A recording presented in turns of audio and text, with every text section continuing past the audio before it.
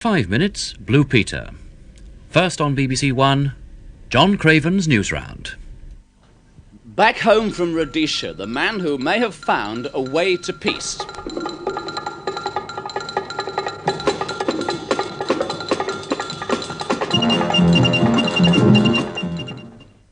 Hello again. The British Foreign Secretary, Dr. David Owen, arrived back home today at the end of a week-long trip to Africa. It started out as just a fact-finding tour, but it ended up being something much more important, because David Owen had two long discussions with the Rhodesian leader, Mr. Smith, the first time for 6 years that a top British politician had met a man who this country thinks of as a rebel. That's because Mr. Smith and his fellow whites went against the feelings of the rest of the world when, nearly 12 years ago, they refused to hand over power in Rhodesia to the country's black majority. Dr. Owen, who became Foreign Secretary only 2 months ago, has been visiting Rhodesia and 7 other African countries, many of them neighbours of Rhodesia. Well, travelling with Dr. Owen was the BBC's Martin Bell, who's with me now. Martin, how did it all go? Well, Dr. Owen hasn't yet succeeded, and a lot of African leaders don't think that he will. They don't trust the white Rhodesian government, and they say the only way for the Africans to take over the country is to go on fighting for it. But Britain's Foreign Secretary believes there is still a chance of a peaceful solution to the problem of Rhodesia. And in his travels round Africa, he's managed to persuade a surprising number of people, both black and white, that he might just be right. Besides meeting many of the leaders involved, Dr. Owen has actually been to Rhodesia to see for himself, here in an African township, how people live, and to talk to them about the kind of country they want to live in, how it should change peacefully, and how the whites, the government led by Ian Smith, can be persuaded to hand over power. A great deal depends on whether Dr. Owen and the Africans think they can trust Mr. Smith, and a start has been made with Dr. Owen on his flying visits from country to country, trying to clear away some of the suspicion which always prevented a settlement in the past. He may still fail, but he has come over as a new man with new ideas which just might work.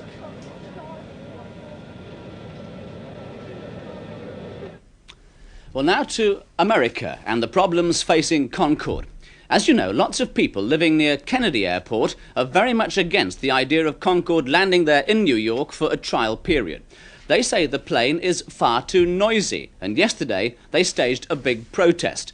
They'd hoped to block all the roads leading to Kennedy Airport with their cars, bringing the place to a standstill. But instead of the 2,000 cars they'd expected, only 600 turned up. Instead of clogging up the airport with their cars and banners, they only managed to slow things down for 45 minutes. The protesters had ignored a judge who said the demonstration shouldn't take place, but they say they'll be trying again soon. An unusual scheme has just been brought in by a sheep farmer from Grassington in the heart of the Yorkshire Dales. To protect his young lambs against the harsh weather they've been having there, he's fitted them with sheep-sized plastic macks. Here's a report from Ken Cooper. In the Yorkshire Dales, the weather is still threatening newly born lambs. Hundreds of them die of exposure every year. For the farmer, it's the worst time of year, as he tries to protect the weaker twin lambs from the elements. But one farmer has solved the problem by putting his lambs in plastic macks. Where a single one would probably get a good feed before the cold weather started on a night. The twins have to share what there is, and sometimes a little one doesn't get so much.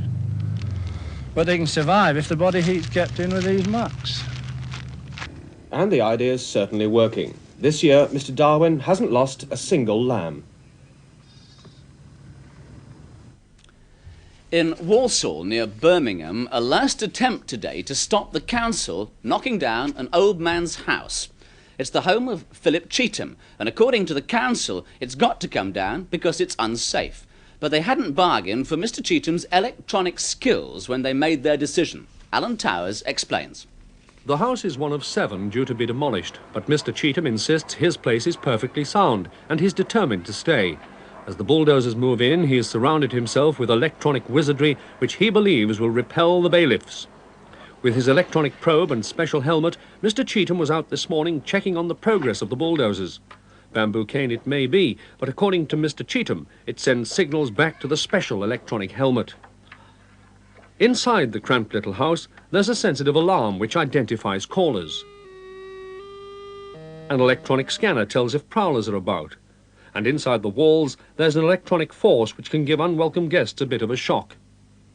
Bulldozers or not, Mr. Cheetham says he'll remain in his house. I've told them this, yes, so the blood is on their hands if they insist on doing this, yes. Well, finally tonight, in the luxurious American resort of Miami, a remarkable new sport is getting a real grip on thousands of fans. Ike Siemens of American television has the details. It's not a surfboard and it's not a sailboat. It's called a windsurfer, and once it's in the water, it really moves. The sport started about 10 years ago in California and is now popular wherever the surf's up. The rider literally becomes a part of the windsurfer and acts as its rudder.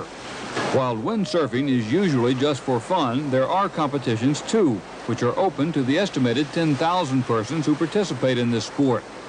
There are regattas in which races against the clock are run on courses similar to those used in sailboat racing. And that's enough to give anybody the wind up, isn't it? That's all from Newsround tonight. See you again, I hope, at the same time tomorrow. Until then, bye-bye.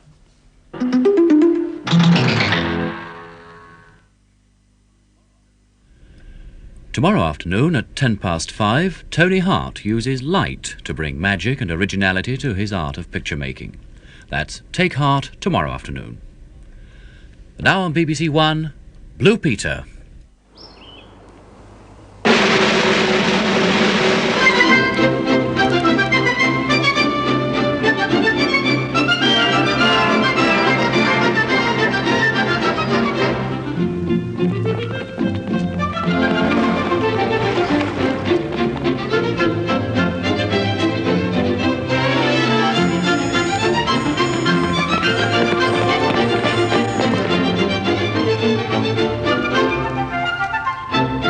Hello. Well, those were just some of the obstacles Leslie was battling with on the Army assault course. And a bit later on in the programme, you can see how she splashed her way through from beginning to end.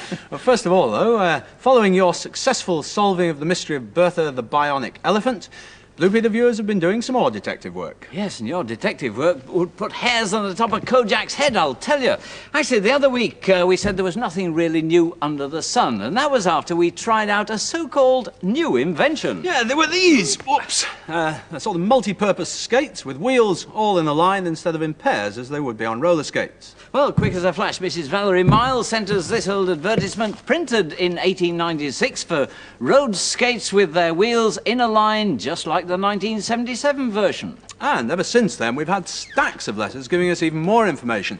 For instance, we had 2 letters from Scotland, one from Pauline Raitt of Stirling and another from Bruce Lindsay of Rutherglen, who said they'd seen a pair of the skates in the Glasgow Transport Museum. And the museum's very kindly lent us a pair. They seem pretty well identical to the ones in the road skate advertisement, though. And then we got even more clues that came from Mrs. Richardson of Oxford, and she wrote to us and she said, "My father told me that when he was a boy, he and his friends wore that type of skate, and they had a break going up the back of the leg. The break was in fact shown in the picture, but you didn't mention it. Perhaps you didn't realise that it was in fact a break." No, actually we didn't realise, but as you can see what Mrs. Richardson means, it works on the back wheel. You see, it locks down and that's the back wheel, and it locks it solid, and I should think it would be pretty difficult to put on, and if you got it on, you'd break your neck. You would. By the very next post, we got another letter from Mrs. Bailey from Essex, and she told us that in her local museum there was yet another very old skate. It had been dug up by a farmer who was ploughing a field near Waltham Abbey. Oh yes, here it is. Originally it had 5 rubber wheels all in a line. 2 of those are missing, which isn't surprising because it was buried in a field and was only found when it was ploughed up. On one side it's stamped Edward Woodward, and on the other it says September 4th, 1866. Hooray, we thought. At last we found the oldest recorded all-in-a-line wheeled skate, 1866. But of course we hadn't, because when we contacted the National Skating Association, they said that all-in-a-line wheeled skates had been made since 1760. That's more than 200 years ago. Yeah, well, we haven't got a record of a 1760s skate, but we have found this amazing picture of an all-in-one-line wheeled skate. That was used in 1823. They were called Volitos, and they went one better than the 1977 skate with 5 wheels in a line. They were described as apparatus to be attached to boots for the purpose of travelling or pleasure. Oh, I don't think there's any doubt at all that skates of all shapes and sizes have given a great deal of pleasure to a whole lot of people for a very long time. In any case, we'd like to say a very big thank you to all our skate detectives. Yes, thank you. And as I said before, there's nothing new under the sun, is there? Actually, last time we tried out these, Leslie and I crashed, didn't we? Shall we have another practice? Yeah, I think I need some. Let's see if we got any better, anyway. Oh, right. Actually, they're not as hard as ice skates, Poor but Sheppy. they're easier than roller skates. No, the other way round. Shep, don't do that. Anyway, I think we're doing better than Leslie. Get out of I'm not doing as good as I did last week. I've crashed again. Never mind. Actually, Leslie should have her skates on at the moment, because at this precise moment she's 30,000 feet up in a plane on her way to Haifa in Israel to film for the new special assignment Twin Town series. But before she left, she took to the air with our Blue Peter cameras in the most unusual way. Ooh! No, this isn't the flying trapeze, nor is it the flying ballet. This is the death slide, and it's part of the Army Assault Force here at Aldershot.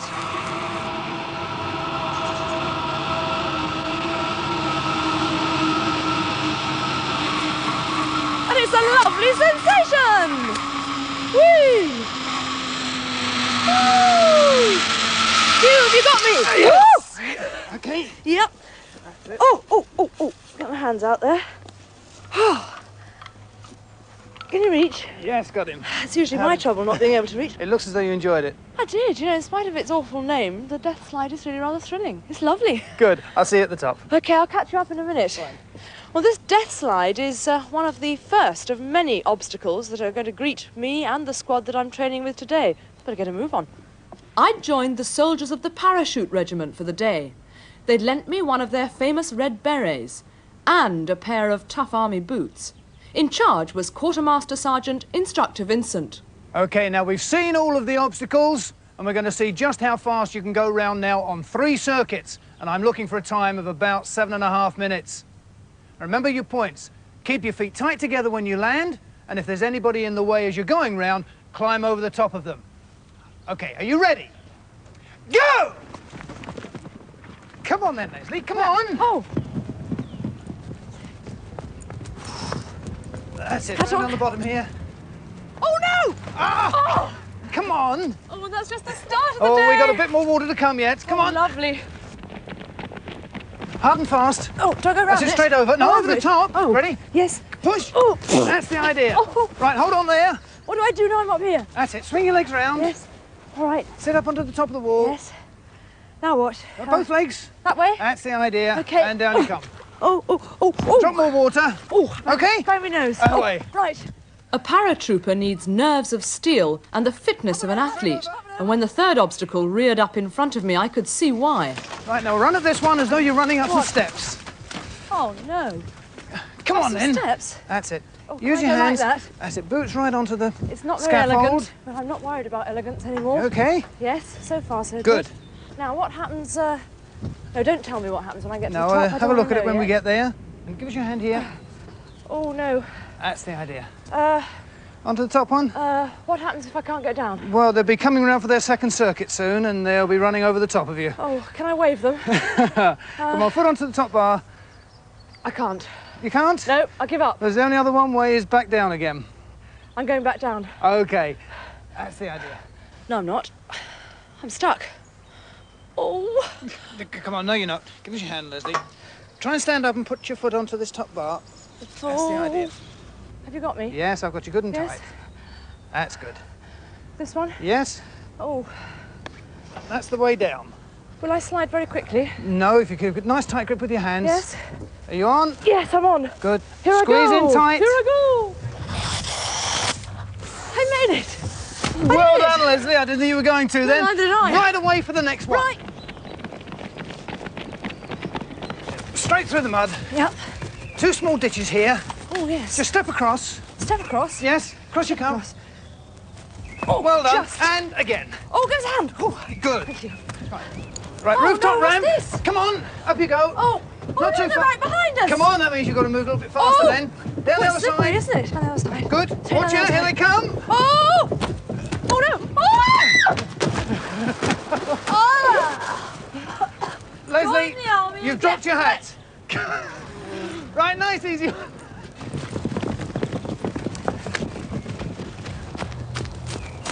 Log balance here. All right. Leslie, you take the right-hand one. Right. A little bit flatter. Okay. You okay? Made it. Bit of a puddle here, I'm afraid. Oh, what does it matter? Never Oh. mind. Through we come. Gate vault. Up you go. Halt! Hop That on! wasn't quite what I meant. Never mind. Did it? Well done, Leslie. I've Have you been enjoyed round once. I've enjoyed it, but I am soggy and exhausted. And in fact, the most important test is still to come, isn't it? That's right. We've got the confidence area, which we'll go across to now. Okay? Fine. Right, Leslie. This is it. You ready? Yep. I'll see you up there. Okay. This obstacle's been built for testing the nerves of would-be paratroopers. They don't have to attempt it, but if they can't, and they only have one go at it, then they have to go to another regiment. Actually, it doesn't look too bad from where I'm standing, but I don't know what it'll look like when I get up there.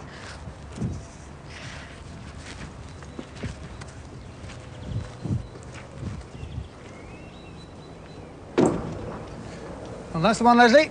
It literally is the one. It's said that if you can't face that jump, you couldn't possibly throw yourself out of an aeroplane. And watching it from up here, I can quite understand why. It obviously takes an awful lot of guts and courage to fling yourself off onto that thin plank over there. And I've just decided I'm not going to be a paratrooper. But there is another obstacle which is waiting for me, and it's one I've been looking forward to all day. If I can just work out how to get down.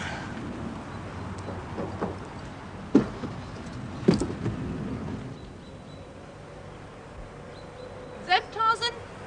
Me Jane!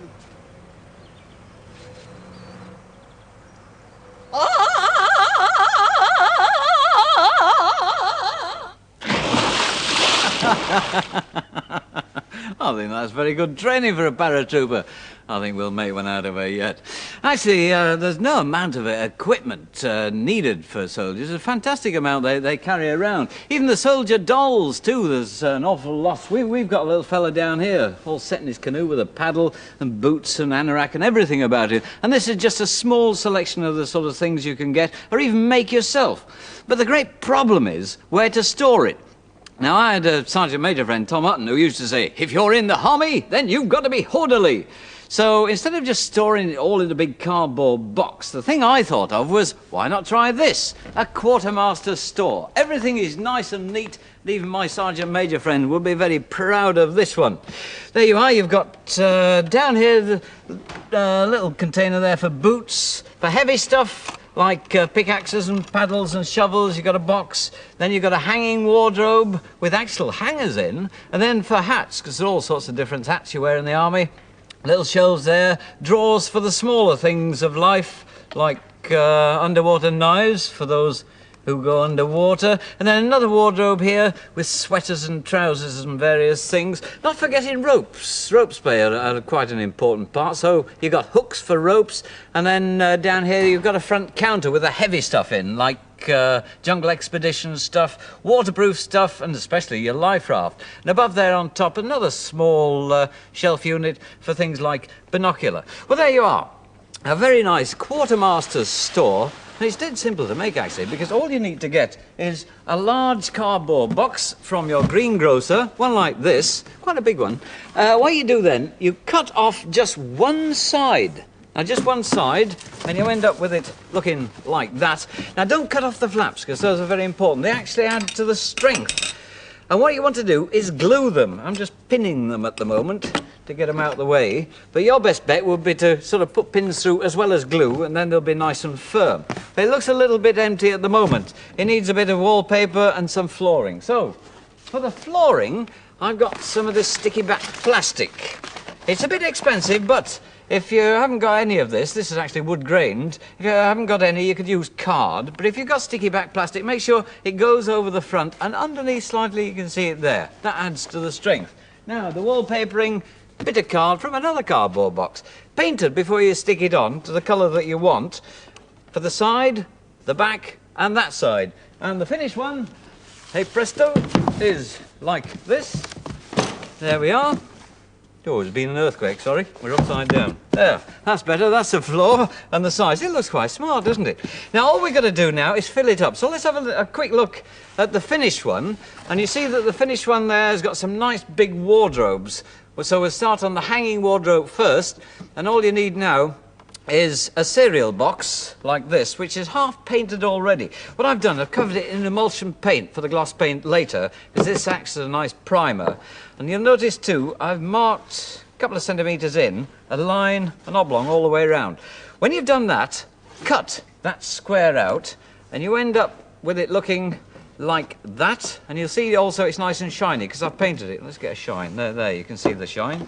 Now, inside there is going to be the rail for the coat hooks. Percy Thrower actually helped me out. Here's a little bit of green garden stick there.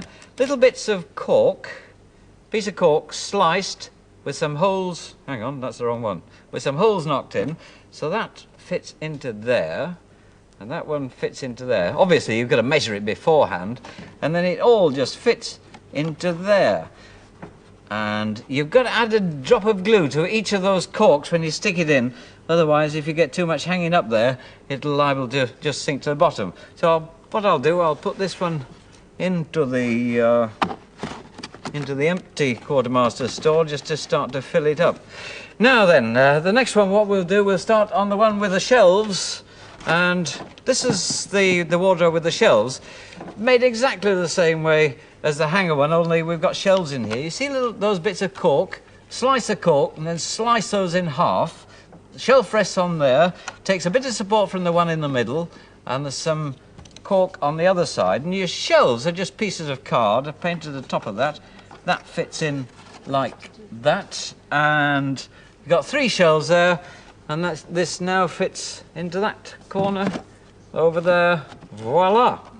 We're going to fill that space in now. Right, so what I got, because it just fitted, you might find you have to experiment with your sizes of boxes. A dog biscuit box, just fitted in perfectly there. Now what you're going to do then is mark out a couple of oblongs there and cut those out. And when you've cut them out and painted it, it should end up looking like, oh, it's quite strong though, isn't it? Even though it bends like that. Now on top of there, you will add some little shelves. Now these shelves are quite simple. Excuse me, I'll just reach out the way. These shelves are quite simple because they're made out of these matchboxes down here. A large matchbox, all cut in half like that. You glue them together. Now you'll need 3 matchboxes. So when you've glued them together, you've got 2 there, a third one goes on there, and you glue all those down. Now you'll notice too, I've got card around there and card around the bottom.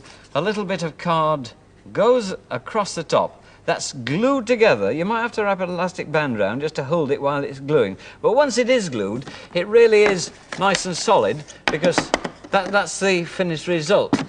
Now then, let's go back to this because the next step is to get in the drawers. You've got little drawers. Now these are simple because all they are actually small matchboxes glued together with a bit of card round, just like the big shelves.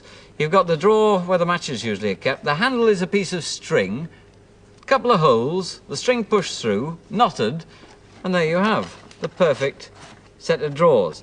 Now then, the next thing that's missing is the big counter. Where's the big counter? Hang on. Oh, here's the big counter. The big counter starts off as dog biscuits again. And if we turn them upside down, you'll see I've cut 4 holes in there. A piece of card goes along the top for strengthening, and obviously you put glue in between those 2 and cram them together. When it's all glued and dried, then you can then paint it, and it ends up looking like that. A little bit of sticky back plastic on there to give it a wood grain, and we stick that on there. And what else? Oh yes, on top of here we have some little shelves, and these are matchboxes without the drawer bit in, and that goes there. And for the heavy equipment like the dirty old Wellingtons and pickaxes, a large matchbox drawer painted and glued down there. And that little box, would you believe, is half a tea box. Not your ones with the little perforations, whatever they are, but your actual realty is that. There they are. Now, there's one thing I've actually forgotten to do, and that's to make the coat hanger. And the coat hangers, you might need quite a few of these. They're quite simple. That is a homemade coat hanger. Percy Thrower came to the rescue once more, because he gave me a bit of his gardening wire. And it's very easy to bend, is that? All you need is a pair of round-nosed pliers. And if you look at one of your coat hangers at home that you've got from the dry cleaners, you'll find that they end up looking like that, and then that wraps round. A little bit of time, and you will end up with a nice coat hanger like that, and this will now hang in the wardrobe. So there you are. You can hang all your clothes on there. And if we have a look now at the finished one, I hope I'm not going too fast for her, am I? Never mind, we'll slow down just for a moment while you can feast your eyes on the finished result. One or two things I've missed. Hooks for the ropes, those are dead simple. You just screw them in like that, and you'll notice at the back there's a little bit of card. That's just in case the screw pokes through at the end so you don't scratch yourself. A bit of backing for it. And the clock. Now then, the clock.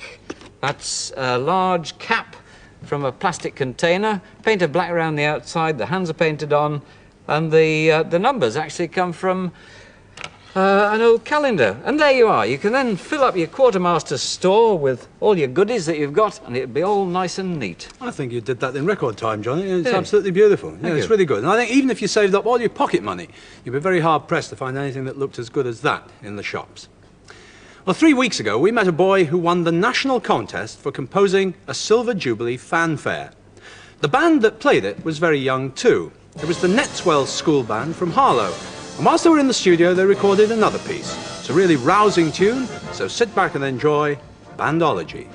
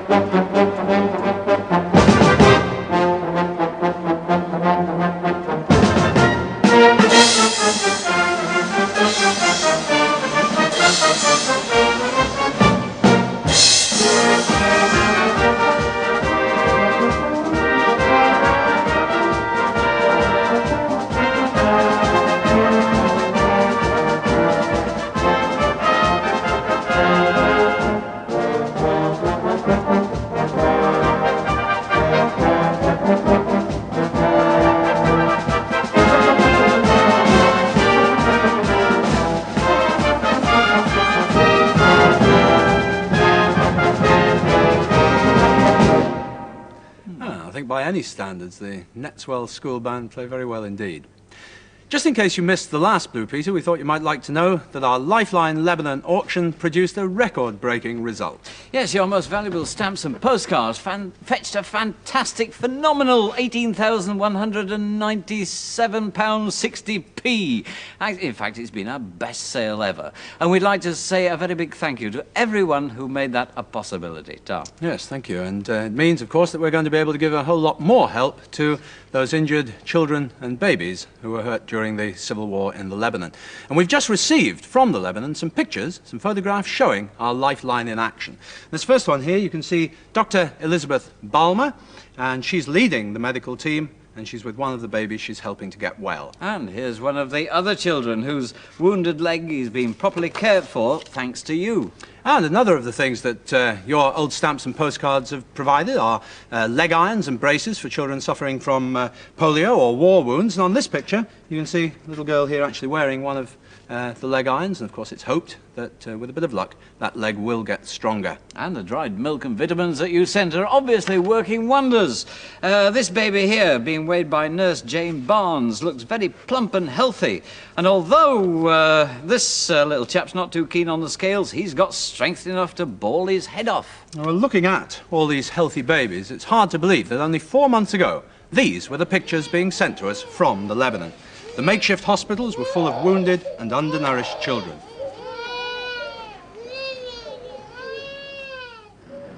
The destruction was horrifying. Houses, flats, shops, offices and hospitals were all destroyed. But with your help, we've been able to repair and re-equip 2 wards at the Ajacsi Hospital. These wards are for children who are spastics and suffering from polio. Well, these pictures were taken just after the 2 wards were repaired and decorated. In fact, that wall there, was actually blown apart and blown down by gunfire. Well, now both those wards are back in use. Something else that's in use as well is the splendid nursery for under 5s, and there's a big room, of course, also for them to play in. And remember, all these things we were able to do before we got the result of our sale. So that means that we are going to be able to do a whole lot more with the proceeds from that sale. We'll be telling you exactly what we're going to do as soon as we know. Thank you very much indeed. Now then, we'll be back again on Thursday, and I shall be poisoning you all. I'm sorry about that. I'm cooking. And by the way, if you were wondering where Percy Thrower was, I said I'd be out in the garden with him today. Well, in fact, he's going to be here on Thursday, so you'll be able to see him then too. So, we'll see